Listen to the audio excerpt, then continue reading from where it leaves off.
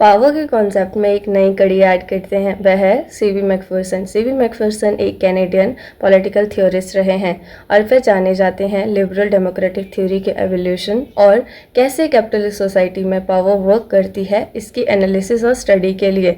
CV Macpherson power को सिर्फ exploitation के फॉर्म में नहीं बल्कि पावर को एक डेवलपमेंट और ह्यूमन कैपेसिटी डेवलपमेंट के रूप में भी देखते हैं। सीवी मैकफर्सन का पावर का आइडिया उनकी books the political theory of possessive individualism और the real world of democracy में हमें देखने को मिलता है। सीवी मैकफर्सन दो तरह की पावर्स की बात करते हैं, पहला एक्सप्लॉयटेटिव पावर और दूसरा developmental power. Exploitative power dominant in nature है। यहाँ पावर को एज अ टूल यूज़ किया जाता है ताकि दूसरे लोगों को कंट्रोल किया जा सके। सीवी मैकफर्सन कहते हैं कि इस तरह की पावर हमें कैपिटलिस्ट सोसाइटी में देखने को मिलती है जहाँ सरप्लस वैल्यू को एक्सट्रैक्ट करने के लिए इसे यूज़ किया जाता है और यहाँ पावर सिर्फ और सिर्फ कैपिटलिस्ट के फ़ायदे के लिए काम करती है।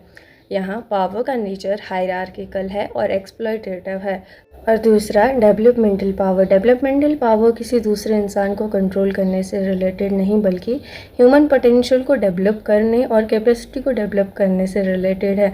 वहीं सोशल कंडीशनिंग को बेटर करने और प्रोग्रेस को बढ़ाने से रिलेटेड है।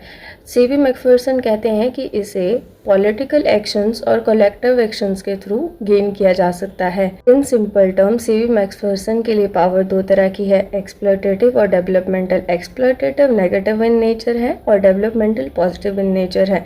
एक्सप्लॉयटेटिव पावर से आप किसी और व्यक्ति से कुछ करवा सकते हैं और डेवलपमेंटल पावर से आप अपनी कैपेसिटी को डेवलप करके उसी काम को स्वयं कर सकते हैं।